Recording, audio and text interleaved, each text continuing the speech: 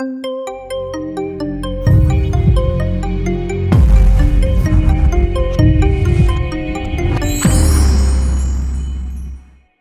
back, everyone. So just a quick little video here on how to install these door lock covers on your vehicle. Now online, you can get these door lock covers to cover any make, any design, color, etc. I think I paid like 15 or 20 bucks for the set of 4. So first, you want to wipe off any grease or debris that's on your door locks.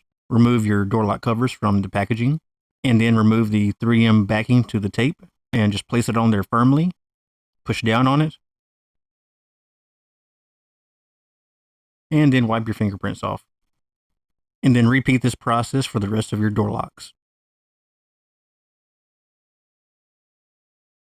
And that's all there is to it. If you found this video helpful, hit the thumbs up button and subscribe.